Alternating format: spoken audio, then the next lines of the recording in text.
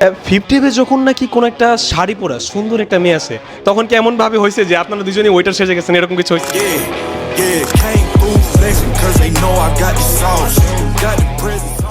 Hello viewers, তো পিছনের এটা দেখে মনে করতে পারেন আমি স্পাইডারম্যান মুভি দেখতে যাচ্ছি, কিন্তু আসলে না, আমি যাচ্ছি মূলত ধামরাই 50 এর যেই নতুন ডেকোরেশন করা হয়েছে সেটা দেখার জন্য।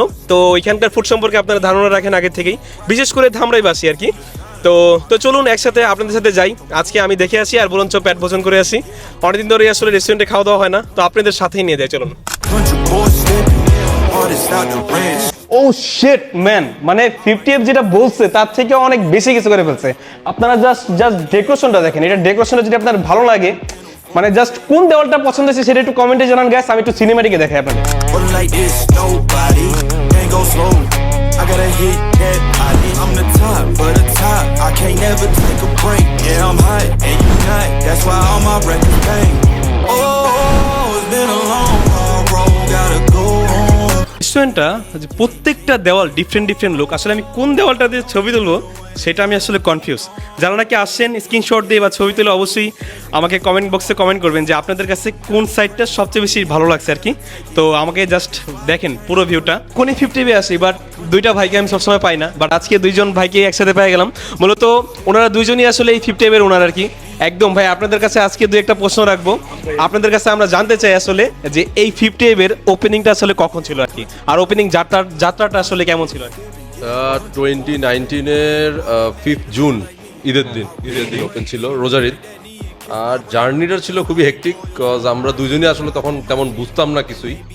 সো আমাদের মেনু রেডি ছিল না, কোনো কিছু রেডি ছিল না। সো বাট পাবলিকের লাভ, পাবলিকের ক্রেজ, কাস্টমারদের যে ফিডব্যাক, এগুলোই আমাদেরকে আসলে এত দূর নিয়ে আসছে আজকে যেটা আমরা এখন আছি। একটা বিষয় জানতে চাবো রাহাত ভাইয়ের কাছে, সেটা হলো যে ভাইয়া 50 ভিতরে এমন একটা হাস্যকর ঘটনা আজকে বলবেন যেটা নাকি আসলে মানে খুব হাস্যকর ছিল আর কি বিষয়টা।